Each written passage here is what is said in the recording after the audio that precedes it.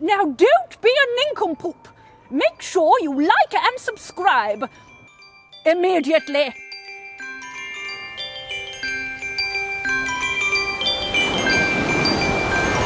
Did you know that the first ice cream vans weren't vans at all, but tricycles? And that ice cream-like food was eaten in China around 1,400 years ago. In fact, frozen desserts go back even further than this. Supposedly, Roman emperors sent their slaves to the tops of mountains to bring back fresh snow, which was then flavoured and served as an early form of ice cream. You see, before the invention of freezers, ice creams and frozen treats were a luxury reserved only for the very rich. In fact, the first recorded serving of ice cream in England wasn't until 1671 with King Charles II. His chef developed a recipe for ice cream that was supposedly so good he was paid £500 a year to keep it secret from the rest of England.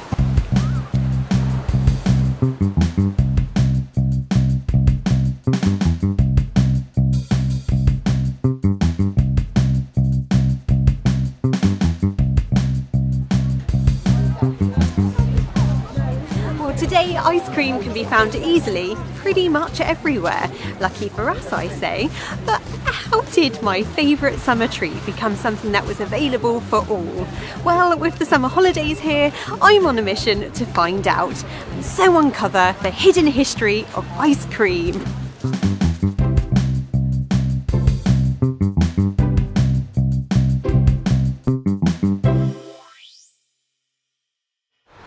I'm going to start my journey by meeting my friend Elwyn, who is an expert in all things history and just so happens to love ice cream as much as I do. So she's agreed to do a bit of digging for us.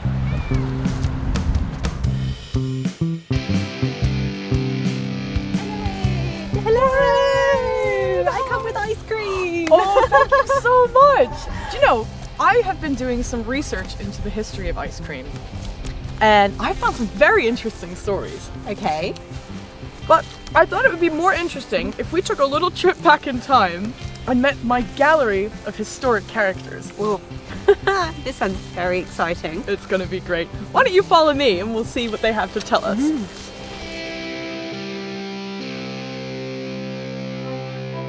So I thought we'd start with the Stuart era with Mrs. Mary Eales. Interesting. Never heard of her. Never heard of me? But I was the confectioner for Queen Anne, and mine was the first English cookery book to give a recipe for iced creams. But Mary's recipe didn't include instructions for how to make the ice smooth, so it must have been very coarse with all the crystals. Oh, my recipe was quite splendid, I'll thank you very much. Take a tin, ice pots, and fill with any kind of cream you like. Lay a good deal of ice upon the top. Fill the pail with straw and place it in a cellar where neither sun nor light comes, and it will be frozen in 4 hours. Interesting. I love it. Thank you, Mary. Oh, pleasure. Thank you, Mary. Let's continue. So that method sounds as if it involves a lot of ice, but Mary didn't explain where the average 16th century Londoner was going to get that from. That's a really great point. Of course, back then, that was long before fridges and freezers were invented, so everyone was reliant on saving up the ice that formed naturally on rivers, ponds, streams, canals, and storing it all underground in their own private ice store. Now, you could only afford an ice store if you were very rich, so that meant that for a long time, ice cream was purely for the aristocracy. So when did it start to become more readily available? Now, that wasn't until about a century later in the Victorian period, when England began importing ice from Norway. And right in time, a very, very clever businesswoman and cook was ready to get onto that trend and make lots of money out of it. Yes, exciting. Love the sound of this already. Let's go meet her. This is Agnes Marshall, appropriately dubbed the Queen of the Ices. Oh, thank you, my my dear. Oh, it is splendid to have my work recognised. Because, you see, mine was a self-made empire, which was rare for a woman of my day. And this is what made Agnes so extraordinary and special. Oh, my dear, you do flatter me. Well, yes. You see, I founded a hugely successful cookery school, and I also wrote 4 best-selling cookery books, 2 of which were devoted to the iced dessert. I also launched a magazine with a range of spin-off products. Oh, and not to mention the fact that I improved the design of the ice cream machine, which meant that women could now make these impressive desserts in their own homes. Thank you, Agnes. That was impressive. Oh, it is a pleasure. Right, who's next? Let's go find out! Yes! I'm loving this. Come on. So, Elowen, still we haven't seen the appearance of ice cream as we know it today. When did it begin to reach the masses? So that actually came along at a similar period by a man named Carlo Gatti. Oh, I love the sound of this already. Let's go.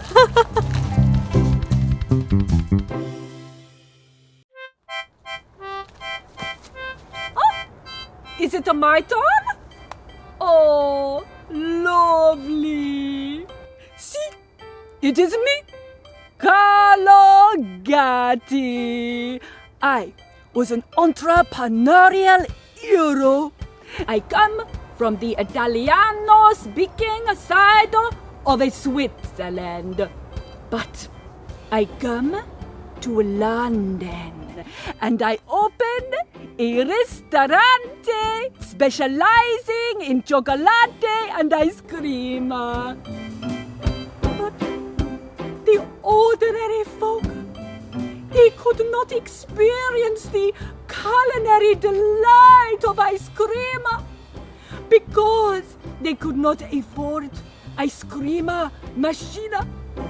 So I, Carlo Gatti, I branch out and I sell my ice cream from a market stall near the Strand, where Charing Cross station is today. Aha! The birth of ice cream as a street snack. Don't forget, it's my idea, Carlo Gatti. Oh, my mama, she's so proud. Indeed. Finally, ice cream was affordable and available to the masses. And especially popular were penny licks. Sold out of an ice cream cart, you would get 1 penny's worth of ice cream to lick out of a shell or a small glass, so that anyone could buy one as they walked past. Sounds like a great idea. I'm not sure you're going to be saying that when you see what it was all about. Let's go find out.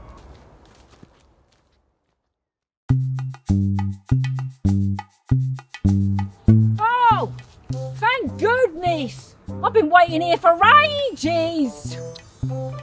Right, here goes. Hokey Pokey! Hokey Pokey! Get your penny licks here! Hokey Pokey! So, Hokey Pokey was slang for the ice cream at the time, and the ice cream sellers were known as Hokey Pokey men. The ice cream at the time was made of uncertain ingredients and very unsanitary conditions, and they came to be known as penny licks as you lick the ice cream straight from the glass. It wasn't actually uncommon for people to become quite seriously ill from eating it. Oi, do you mind? You're scaring away me customers. Thank you very much. Delicious.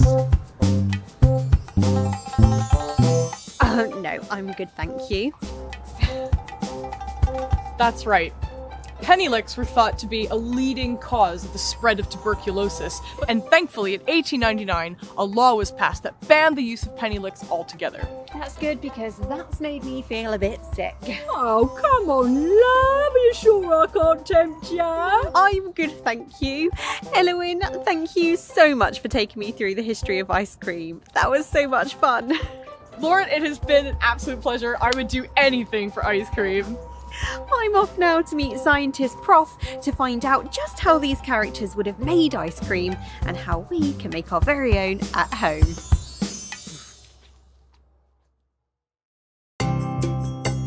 So, Prof, this is where history meets science. Tell me, how do we make ice cream? We're going to be creating ice cream in the way your historical characters would have made it before we end up with freezers, ice cream machines, churners and all of that. So we're going to take our milk and we're going to measure 50 millilitres of our milk into our measuring.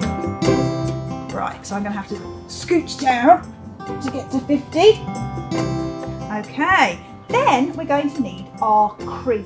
So we're going to use 100 millilitres, so that'll take it up to 150. Nice. Okay, now we're going to add 2 dessert spoons of sugar into our creamy milk. And start to stir that to make it dissolve. So we're going to add a teaspoon of vanilla extract. Right, so there we go. Now we're going to put it into the bag. Marvellous. So, when we think of ice cream, what do we think of?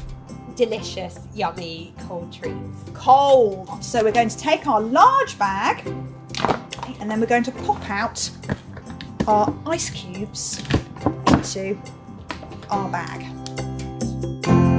If we add salt to ice, it actually causes the ice to melt.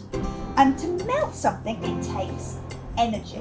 And it's going to take that energy from something that is slightly warmer, which is going to be our ice cream mixture. So the heat transfers from the ice cream mixture into the ice. When we're freezing something, all of those little molecules start to bond together and to form a crystal. Now, if you don't break that crystal up, that crystal is going to form and you're going to get a big, big block. So that's why we're using the bags. And we're going to shake, which is going to do the same action as churning. It's going to break up those crystals as they're forming. So hopefully we'll get a lovely, smooth ice cream mixture in the small bag. It was at this point we realised 5 minutes of bag shaking may not make for the most interesting segment, and so we decided to turn this bit into a music video. It felt like a good idea at the time. Ice cream shake!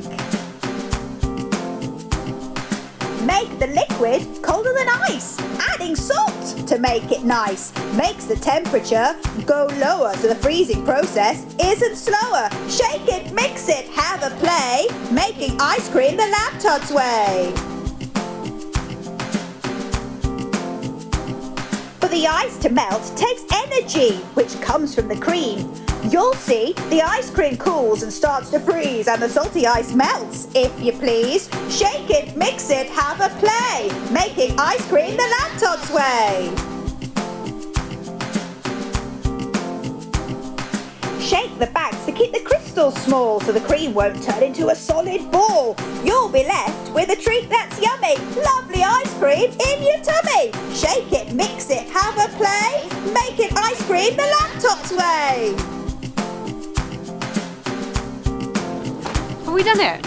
Yes! We've done it! We've done it! We have shaken the ice cream. We are ready. It's now time for the big reveal. Prof, Right. over to you. Okay, open it up and let's have a look. Ready? Oh, ice cream.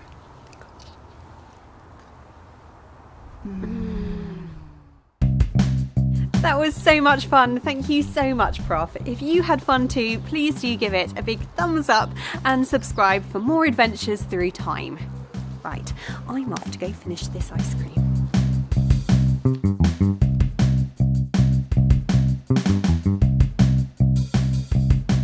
Like and subscribe, or a penny lick. Like and subscribe, or a penny lick. I know which one I would choose.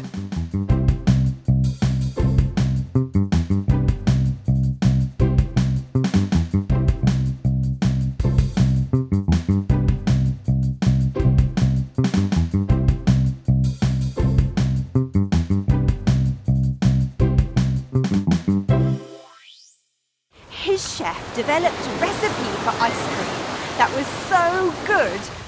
He paid his chef £500 a year to keep it secret from the rest of England. This is harder than it looks. Cut.